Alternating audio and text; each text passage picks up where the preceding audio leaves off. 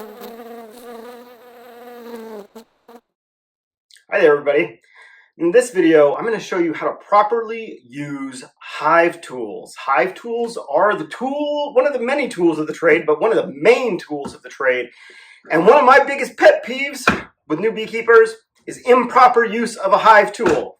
For those of us that have served in any kind of military capacity or worked in the trades, you know how important using the right tool for the right job is and using it properly. And so just like any of those other things, you need to understand how this tool works and how to use it properly. And that's what we're going to cover in this video.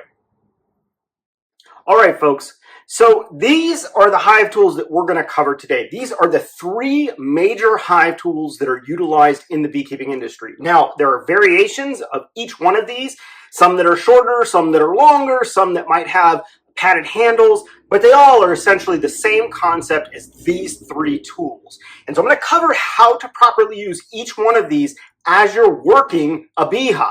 And it's super important because if you misuse these pieces of equipment, you will damage your beehive equipment. And so you need to make sure you're using these properly. Not only that, you will also make it a lot easier on the bees if you're using these tools properly.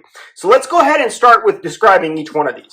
The first one of these is the standard Hive tool. Now this is the Hive tool that pretty much everybody kind of starts with. It's kind of the industry standard, and it's got basically a couple different functions to it. So each one of these Hive tools serves both as a pry bar to separate boxes, but also to separate frames and help assist you in pulling them out. So let's take a look at this. This particular Hive tool has one sharp end and one curved end. Now the sharp end is the end that you use when you come up to a beehive and you're breaking apart boxes at those corners where all that propolis is.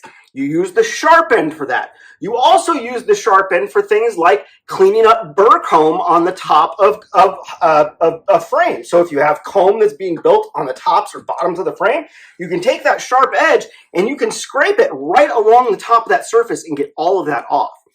Now, the other side of this is the hooked end. Now, the hooked end is for working inside the beehive. This particular end, the sharp end, you are not going to be using in the beehive. And let me show you why. So this curved end is specifically made so that you can break apart the propolis seals on frames. And the way that you do that is you insert this piece near the edge of a frame and you turn it. It's that simple. Other side, same thing, turn it. That is how easy that is. Now, the thing that I see a lot of folks do with this particular Hive tool, and all Hive tools in general, is they use the sharp end to get in right between where these two pieces meet, where your bee frames come together. These two pieces right here, those edge pieces of the frame, that particular space right there, that's how you get your bee space. So by using a sharp tool and trying to break frames apart at that particular junction, what you end up doing is you end up wearing down these particular spots, and you will end up breaking them over time. And what that will do is that will actually reduce the amount of bee space between your frames, which makes it so that the bees can't work the frames as easily. So you do not want to use that sharp end to separate at that point right there where those two frames come together. Instead, you're using that curved end properly, placing it in between and turning it.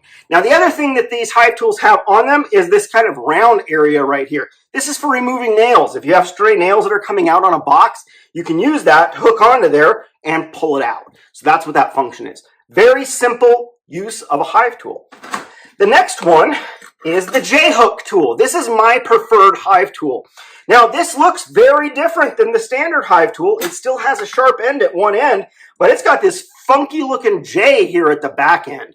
Now, the front end, just like the standard Hive tool, you use for scraping. You can scrape along the tops of your frames. You use that sharp end to break apart those propolis seals in between the boxes. But the thing that's unique about this one is you see that it does not have the curve like the standard tool, but what it does have on the front of it is this little lip right here, basically where this kind of ledge is. And that is how you separate the frames with this particular tool. Again, you never go between that joining spot right there on a frame. You always come outside of it. And the way that you use this is where that little lip is right here. You place that part of your hive tool in between the two frames and turn it. And just like this, other side, and turn it. That is how you break apart the frames using the J-hook tool. Now, the nice feature and the thing that I really love about the J-hook tool is it offers you one more step of support, and that's in actually getting the frames out. And the way that you're going to do that is you're going to take this J right here, and you're going to slip it in between the hive body itself and the frame. And what you do is you slip that in between there, and you'll see there's a ledge right here on this other side.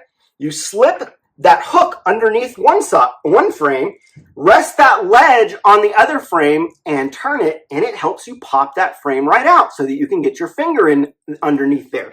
Now, the standard hive tool, you can try to use that back end, that hook end, to get in here and help you pull these out, but you will break frames using this tool in that manner.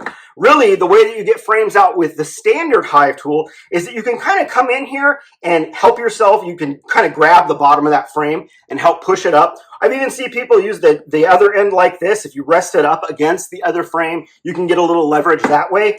But to help you get frames out, the J-hook tool is far superior to the standard tool because of this functionality where you slip it in and it helps you pop those frames out. It's a pretty simple tool to use. The last tool that I'm going to share with you today is the Kent Williams Hive tool. Now, this is a little more expensive. These generally run about $10 to $12, the standard and the J-hook. This one you'll probably end up paying about 20 bucks for. Now, the difference between this one and the J-hook and the standard is it essentially incorporates the technologies of both into one hive tool. You still have the sharp end that you use to break apart boxes and to scrape the tops and bottoms of frames with. You also have that hook, hook tool here at the back end. That is where you're going to be separating frames from one another with those propolis seals.